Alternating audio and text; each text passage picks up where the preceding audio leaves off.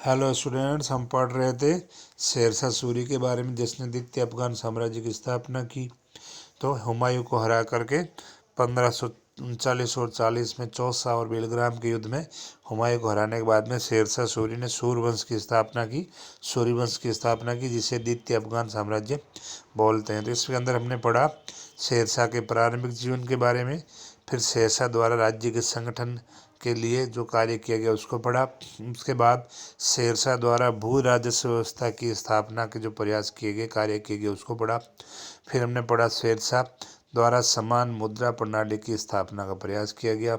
पांचवा है शेरशाह द्वारा जो विभिन्न कार्य किए गए, सराएं, सड़कें, धर्मशालाएं बनाई गई उनके बारे में। सिक्स्थ हमने पढ़ा शेरशाह द्वारा बंगाल की प्रशासनिक व्यवस्था पर किस प्रकार से कार्य किया गया। अगला हमारा टॉपिक आता है सातवां, शेरशाह की विभिन्न विजय। इसके युद्ध, अभियान और सफलताओं की बात करते हैं।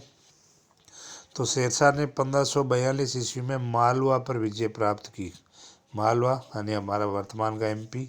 1543 में शेरशाह ने राजस्थान के 1543 शेरशाह ने रायसीन रियासत को राजा पूर्णमल, ये यूपी वाले क्षेत्र में आती है, तो रायसीन रियासत के राजा पूर्णमल के साथ जो विश्वासघात करके उसे मार डाला और उसकी रियासत पर अधिकार कर लिया।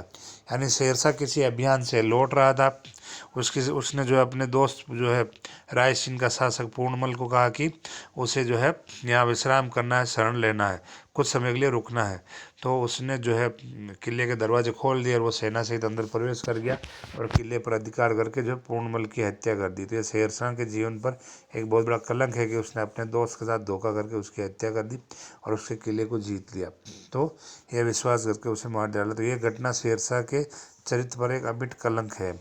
1544 में उसने मारवाड़ विजय की थी, यानी मालदेव के साथ जो गिरी सुमेल का युद्ध हुआ था, अपने जैतारण के पास जो गिरी सुमेल क्षेत्र है वहाँ पर जो ये मालदेव और मारवाड़ के शासक मालदेव और शेरशाह के बीच युद्ध हुआ था।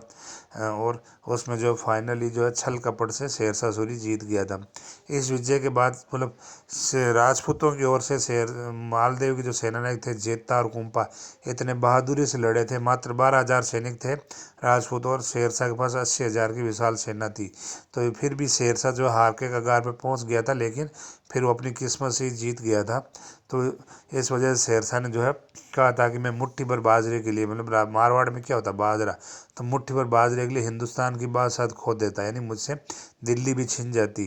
तो उसने मारवाड़ विजय की थी 1544 में। इस विजय के बाद शेरशाह ने अपना जो वक्तव्य दिया था कि मैं मुट्ठी भर बाजरे के लिए हिंदुस्तान का साम्राज्य प्राय खो ही चुका था। 1545 में उसने कालिंजर अभियान में जो है, कालिंजर जो है मालवा में था, मालवा क्षेत्र में, वहाँ पर 22 मई को शेरशाह की मृत्यु होगी। 1545 22 मई को। अब देखो शेरशाह ने जो है कालिंजर दुर्ग पर जो है तोपों से वो गोले बरसा रहा था और खुद जो है एक मचान पर चढ़ के जो है देख रहा था।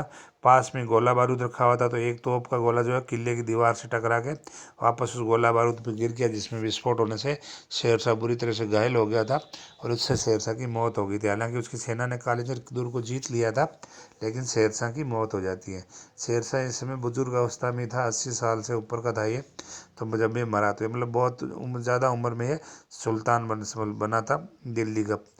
अब बात करते हैं 8वां पॉइंट, शेरशाह का प्रशासनिक सुधार। तो शेरशाह का महत्व एक विजेता से अधिक एक प्रशासक के रूप में ज़्यादा रहा है। प्रशासनिक सुधार के रूप में उसे अकबर का अग्रदूत कहा गया, यानी वो जो जो उसने सुधार किए वो अकबर ने भी किए और अकबर का अग्रज, यानी अकबर ने इसी को देख करके वो सुधार किए थे। तो है अकबर का अग्रदूत कहा गया। उसके द्वारा जाब्ती प्रणाली, जो लगान व्यवस्था की जो जाब्ती प्रणाली थी, को अपनाया गया, जिसके अंतर्गत लगान का निर्धारण भूमि की माप के आधार पर किया जाता है। जाब्ती प्रणाली में क्या था, लगान जो है जमीन को नाप करके, जमीन की क्वालिटी को नाप करके जो है लगान निर्धारित किया जाता था। उसके द्वारा लगाए गए स्थानीय करों से प्राप्त आय को आव भाव कहा जाता था। शेरशाह ने अपनी प्रजा को शीघ्र न्याय दिलाने के लिए समूची न्याय प्रणाली का फिर से पुनर्गठन किया, ताकि जनता को न्याय उचित ढंग से और सही ढंग से मिले। नंबर पॉइंट है शेरशाह के सैन्य सुधार। तो शेरशाह के सैन्य सुधारों के अंतर्गत स्थायी केंद्रीय सेना का गठन किया गया। सेंटर की केंद्र की मजबूत सेना, स्थायी सेना का गठन, जैसे हमने अलाउद्दीन का पढ़ा था कि उसने स्थायी केंद्र सेना बनाई थी, वैसे किया गया। सैनिकों को नगद वेतन देने की व्यवस्था की गई। घोड़ों को दाग ने मतलब घोड़ों के ऊपर निशान किए गए, जला करके दाग के निशान, ताकि पता रहे कि ये जो साम्राज्य का घोड़ा है। तो घोड़ों को दागने और सैनिकों का हुलिया लिखने की व्यवस्था की गई। ये सेना के क्षेत्र में उसने सुधार किया। ये अलाउद्दीन ने भी किए थे ना। अगला है 10वां, शेरशाह के द्वारा व्यापार को प्रोत्साहन। तो शेरशाह ने व्यापार को प्रोत्साहन देने हेतु अनावश्यक कर जो थे, फालतू के जो एक्स्ट्रा कर थे जिससे व्यापार का मोरल डाउन होता है व्यापारियों का, उन अनावश्यक करों को समाप्त करके केवल पूरे साम्राज्य में 2 ही स्थानों पर जो है चुंगी लेने का प्रबंध किया। तो 2 प्रकार की चुंगी लेने की व्यवस्था की। पहला, आयात कर, यानी जो वस्तुएं आ रही है उसके ऊपर चुंगी या टैक्स। दूसरा, जो जा रहा है विक्रय कर, जो निर्यात हो रहा है बाहर जा रहा है उसके ऊपर।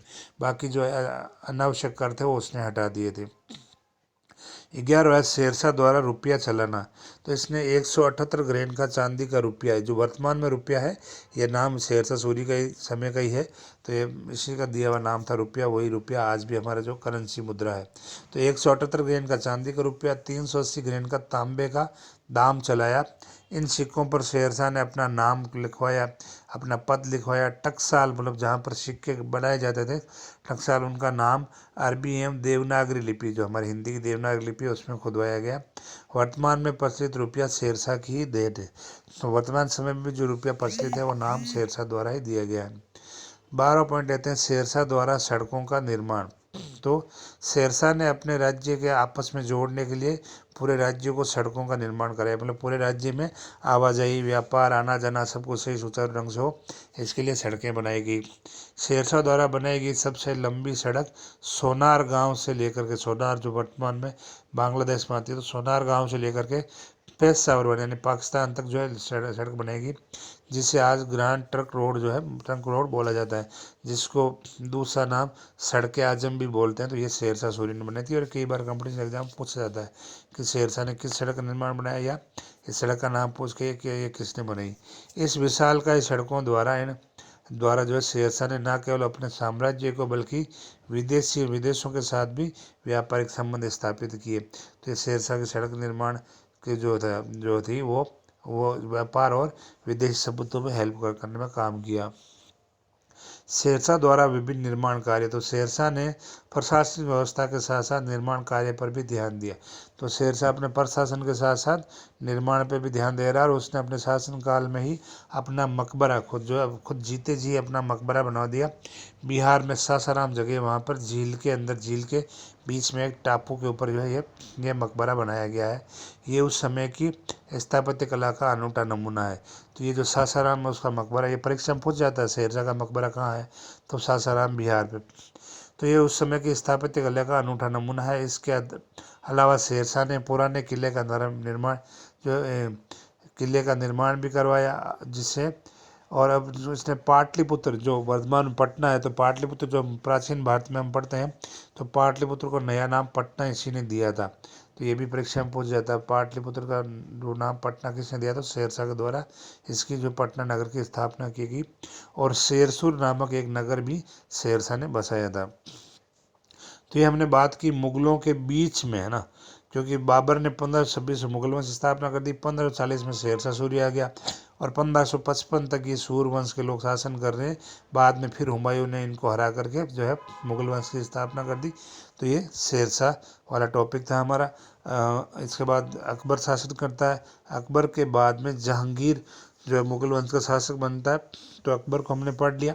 नेक्स्ट टॉपिक हम पढ़ेंगे जो है जहांगीर के बारे में, जो इस यूनिट का अंतिम टॉपिक होगा। तो नेक्स्ट क्लास में लेके जहांगीर को।